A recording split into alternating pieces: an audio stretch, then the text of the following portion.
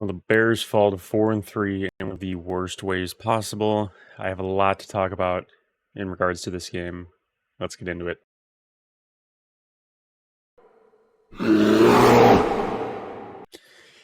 Hey, what's going on, everyone? Welcome back into the Bears Den, an NFL podcast with the Chicago Bears First Focus. I'm your host, Alex, and today I'm here to discuss the confusing, frustrating, insane 18-15 loss that the Bears had last night against the Washington Commanders.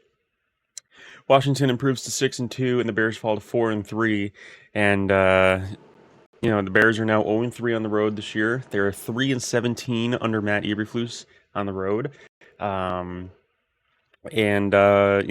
sit now at the bottom of the NFC North, and 2 games back from first place. Right, a lot of things to discuss. This might be a little bit of a longer video, but I'm extremely unhappy. I'm not happy with this team at all. I think that there's a lot of issues, right?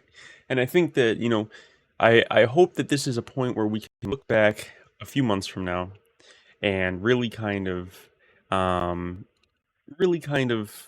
see this as the turning point for the season, and I hope that it's a positive turning point for the season, because I really fear that this is the type of loss that could be a negative turning point for the season. This could derail a season, a team, cause a lot of confidence issues, a lot of trust in each other, and so on and so forth. So I have a lot of things that I want to talk about. Like I keep saying, first off, this is up there in losses for me, like some of the worst losses of all time. Obviously, the Super Bowl 41 against Indy's up there.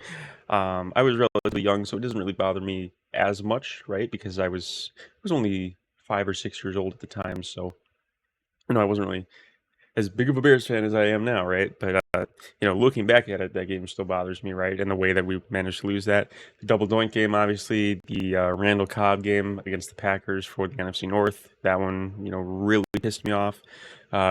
2018 Week 1 against Green Bay, that was a terrible loss. After going up, whatever we did, it was 24-0 or whatever the lead was in that game, and blowing that one, and then the losses last year, right? This what I kept saying to my dad when we were watching the game together yesterday was, this game feels a lot like the 2023 Bears, right? And there was a lot of bad losses last year. The Denver game comes to mind, blowing that one in the fourth quarter. The Detroit game comes to mind, the first one, blowing that in the fourth quarter.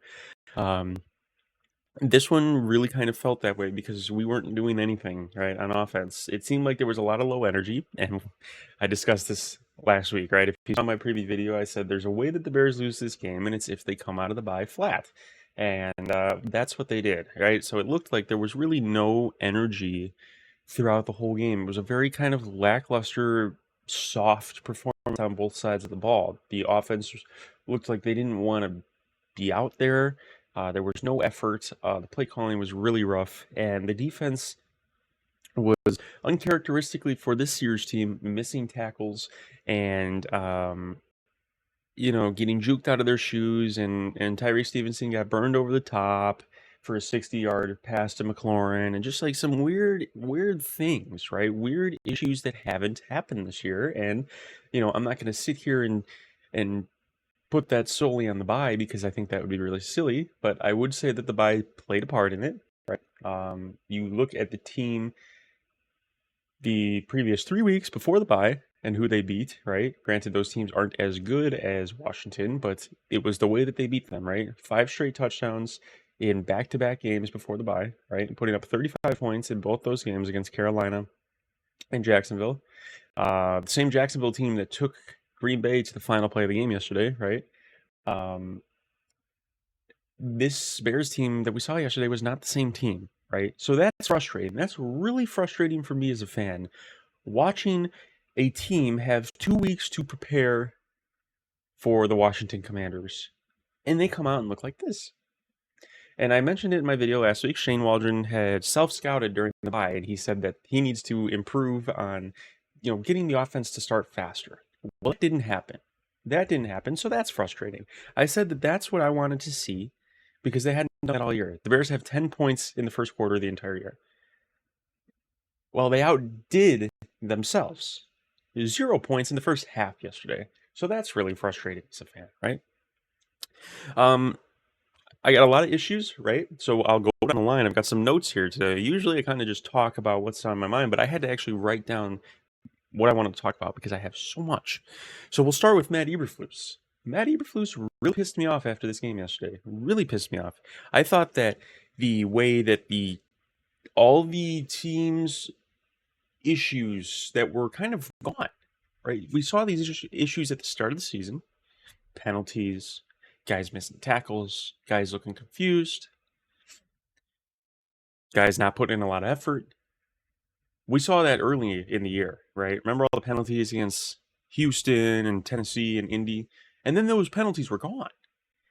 And then they were back yesterday after the bye week. The false starts, the illegal formations, the drive killers, right? That's what I call them. That's what they are. The drive killers. So that's on Matt Eberflus. That's problem number one with Eberflus. Number two, the big problem I have with Matt Eberflus is he called a very scared drive on the final drive of the game for Washington. Washington has the ball, 19 seconds left, one timeout. The first play called up a good defense, right? Gave him over the middle. I think it was the first play. Maybe it was the second play. But they gave up a play over the middle and tackled him in bounds in the middle of the field and blew the timeout. And then what happens? What does Eberflus then call? He calls prevent with 6 seconds left. And Washington was not in Hail Mary range at this point. They're around like their own 30, they're 35 maybe. And so an injured Jaden Daniels is not getting the ball at 70 plus yards. He calls prevent. And what does Washington do? They run a 13-yard quick out to Terry McLaurin that takes only 4 seconds to get themselves into Hail Mary range. So as I'm watching that, I'm kind of like really frustrated, right? Because first off, he's calling defense on this final drive like Washington needs a touchdown, right? Washington was down 3, so they were trying to probably get into field goal range and then just didn't have enough time, so they had to go to a Hail Mary. But he was calling it where if they had realized that, they probably could have got field goal range for free, right? And it would have forced overtime. And then who knows what happens. So that's problem number one. Problem number two, why are we giving them the sideline with no timeouts left? They have to go 70 yards. You get a couple guys back, right? 3 guys back to guard the end zone. And you give them the middle of the field and you take away the sideline. They have no timeouts. But that's not what he does. He gives them a quick out. And now they're in Hail Mary range. And then finally, what does he do? We all saw it. He rushes 3. And all game I was asking, when are we going to set a QB spy on Jaden Daniels? When are we going to have someone follow him so we can stop him scrambling? Because he's not throwing the ball well. He's running on us well. And we weren't setting a spy. Oh, but we set a spy on the Hail Mary in the final play of the game. So Eberflus calls to rush 3 guys. And here's the real kicker. Those 3 guys are not Montez Sweat or Darrell Taylor. No, they were on the sideline for the final play of the game. We rushed 3 guys, and now we set a spy on the Hail Mary. And we let the injured quarterback, who would not be able to get the ball that far down the field if he was forced to throw it on the run, set his feet and throw the ball. Because Eberflus wanted to play the percentages. He hears that, Hail Mary is a 1% chance. It's less than 1% chance. So he wanted to play off the stats. And that's what happened. The guys didn't do their jobs. Tyreek Stevenson tried to make a one-hand interception instead of batting the ball down. And so he tipped it up, and they won the game. All because Eberflus didn't want to send pressure on the Hail Mary against the injured quarterback. So that's a real big issue. That's a big problem I have.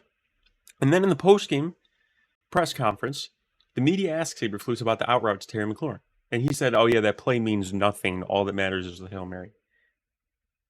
And then the media in Washington asked Dan Quinn about the out route to Terry McLaurin. And he said, that was the biggest play on that drive. If they don't get that, they're out of gas. Okay. So what I see is a gargantuan difference in the coaching staffs, right? And so now, for me, And this is a day after the game, right? So my emotions are, I'm still not happy, but I'm not like emotionally distraught or pissed off after the game. So I'm thinking about this logically. But in my eyes, Eberflus is back on the hot seat.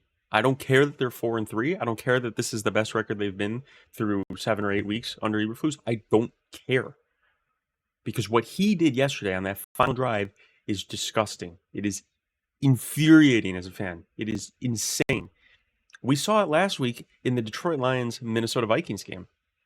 Minnesota is calling a Hail Mary on the final play of the game, down 2 points. And what does Dan Campbell do? He rushes 6 guys, and they sack Sam Darnold because he has no time to throw the Hail Mary. So I'm furious at Matt Eberflus. I'm furious at him for how the team looked coming out of the bye, and I'm furious at him for that final drive, right? And I get it. You might hear this and you might be like, "Well, Alex, they only gave up 18 points and one of it was a Hail Mary, right? They didn't give up any other touchdowns." I don't care. I don't care, because guess what? You have to coach the whole game. You don't coach 59 minutes, 58 seconds and then just take off. You play the full game. You play to win. And what we've seen be the constant with Matt Eberflus through his time here in Chicago so far is he's scared. He calls a scared game. That's why they blew so many games last year. And that's why they blew this one. And look, to be honest, this game was a bad game from the Bears as a whole. And the miracle was it turned into a game that they had no business winning. But then they found a way to take a game that they had no business winning and turn that into a game that they had no business losing. But that's what the Bears are. And this felt like a last year's game, and I'll keep saying it. But this one hurt so bad. This was the first game where I actually got so pissed at them. Because this Bears team can't ever just lose. It always has to be, yeah, we'll suck. We'll play terrible. Oh, here we come. Here we come. I'm going to rope you back in. And then I'm going to stab you in the heart. That's what they do. And it's insane. And so now I'm going to turn to another coach. Shane Waldron. You wanted to self-scout. You wanted to improve how the team came out in the first quarter. Newsflash, the team reverted back to week 1. They sucked. The play calling was not great. The run game was non-existent. Caleb looked uncomfortable. The offensive line could not block at all. And then in crunch time, your quarterback has woken up. He's back. He's shaken off the rust from the bye week. He's leading a drive to go take the lead after your running back broke off a 60-yard run for a touchdown. And what do? You hand it off to a lineman. I said it with Eberflus, I'll say it with Waldron. Calling a scared game. For some reason, we're scared to just hand it off to our power back on the 1-yard line, with an extra offensive lineman who's right in front of him to go lead block. We're scared. We're calling a scared game, so we have to outsmart them. 2 instances yesterday of that. Handing it off to Doug Kramer, and then 4th and inches, instead of just QB sneaking or handing it to Roschon Johnson, let's throw a quick out to, not a quick out, let's throw a quick little bubble screen to DJ Moore, one-on-one. And 9 out of 10 times, DJ Moore will break the tackle and get the first down. But still, why are we calling that? You're risking the ball being batted down. You're risking, if the defender sees it, potentially a pick six the other way. Just run the ball. Run the ball. Yesterday, I have it up. Let's see. Let me pull up the stats. DeAndre Swift averaging 7.2 yards a carry. 7.2 yards a carry. Roschon Johnson had 2 carries, but he was averaging 3 yards a carry, which isn't great, but it's good enough when you need 1 yard or you need inches. But yes, let's take our running back who's averaging over 7 yards a carry off the field. And let's hand it to a backup offensive lineman with the game on the line. And, yes, I get it. This is a professional football team. The Bears should be able to just hand off a damn football and not fumble it. But you're doing it to a backup offensive lineman. It is bad personnel usage. It is bad coaching. You're putting your players in bad spots. And if that guy doesn't get his foot down, if he's not touched down, that was a scoop and score the other way. So Shane Waldron, you were terrible at the start. I wanted you gone. And then you roped me back in. Much to like what I just said about the Bears. You roped me back in. And then you stabbed me in the back. And now we're back to being garbage. Stop overthinking it. Stop. Play football. Stop worrying about the stats. Stop worrying about the percentages. Play the damn game. Hand it to your running back. Stop trying to outsmart. Stop trying to get cute. This is the NFL. Hand it to Roschon Johnson. Hand it to DeAndre Swift. QB sneak. Do something normal. This Bears team is 4-3. All their losses are one score. One score, all because of the coaches. 95% because of the coaches. Because the players are on the field. They have to do their jobs too, right? The coaching staff is holding this team back. And, you know, I get it. There were injuries. There was a little bit of an offensive line musical chairs going on yesterday, right? Tevin Jenkins gets hurt. He's out. Then he comes back in. He's hurt again. Braxton Jones goes down. I get it. It's hard to play offense when, you know, that unit is getting broken up because of injury. And it's not those guys' fault. It's just the way it was. It's the way it happened.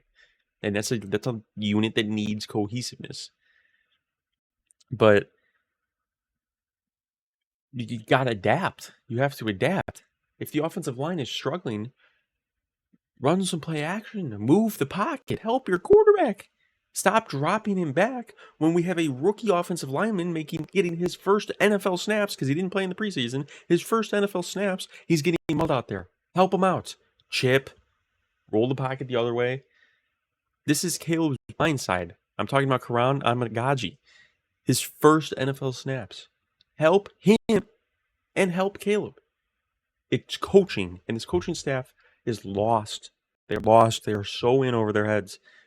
And look, I thought that Karan did a fantastic job on the DeAndre Swift run, lead blocking, blocked two guys, really opened that up for the touchdown. But my God, he was struggling in pass protection. And I get it. It's his first snaps. He's a rookie. I get it. But I was calling for them to switch the lineup. This is a game that the Bears needed. They have to win this. This is an NFC opponent. This is a team that they'll be competing with for the playoffs. They needed this game. Now is not the time to experiment with our rookie left tackle in his first snaps, who is protecting Caleb's blind side. Okay, now's not the time to try and figure things out. It drives me nuts. It drives me nuts, this coaching staff. And you guys haven't seen me like this. You guys have not seen me like this all year. But I'm pissed. I'm pissed. I wanted them to win this game so bad. And I'm concerned because there's this entire narrative building up for weeks. Caleb versus Jane. They moved the game to 325. And the team had no fight. The team had no fight for Caleb. I thought they would rally. I thought they would push hard and they would want to win for him. No, none of that. So when are we going to start? When are we going to start fighting? When are we going to start putting in effort? And then Tyreek Stevenson, here's the kicker, right? You guys ready for this one? If you haven't seen this, I don't know. We knew he was trash talking in the middle of the game, right? Got a personal foul for sticking his hands in someone's face mask. Trash talking Terry McLaurin after getting burned by Terry McLaurin. So that's problem number one. But here, look at this.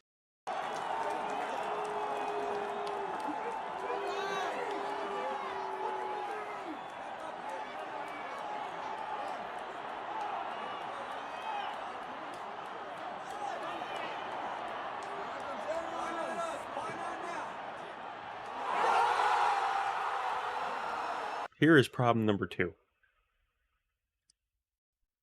What did I just watch? This comes back to the coaching staff. This comes back to Eberflus. Your players, Matt, are trash talking the fan base while the game is still going on. While the final play is happening, he's got his back turned to the ball because he's too busy trash talking fans. And then guess what? He's the one that tipped up the Hail Mary and allowed them to catch it. So I don't want to see Tyreek Stevenson on the field next week. He needs to be suspended for a week, team suspension. He needs to be on the bench, and I will be furious if he plays next week.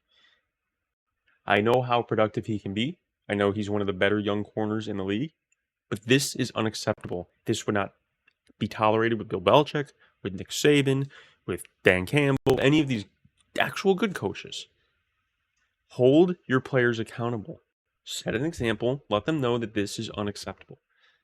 He better not be on the field next week. I don't care. I don't care if that means Marvin Harrison is going to feast alive and the Arizona destroys us next week because Tyreek Stevenson's out. I don't care. I'm at the point where I will trade a loss to see this coaching staff actually do their jobs and hold the players accountable. And I don't think they will. I don't think they're going to do it. So that is insane. And I don't know. On the other aspect, Caleb versus Jaden, I don't think either quarterback played particularly well. You know, I am impressed with what Caleb did in the fourth quarter, down, able to bring the lead back, right? And he left the field with, a winning score, right? So that's impressive. But I want to see him play a full game.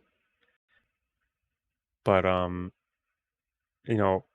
thought Jaden, made some good plays. Obviously had the deep bomb to Terry McLaurin. Juked out TJ Edwards, had a couple big runs that really killed us. But I wouldn't say that either quarterback played particularly well. But I don't know. Let me know what you guys think down below. This is easy. I mean, it's easily the most frustrating loss of the year, and it's well, I don't know. I just really hope that this does not derail the season, and I really hope that it actually motivates the team. So that's it for today's video. As always, I appreciate you guys listening and hanging out. If you're new here, subscribe. We're almost at 100 subscribers, and I will see you guys in tomorrow's video. Bear down. Appreciate you.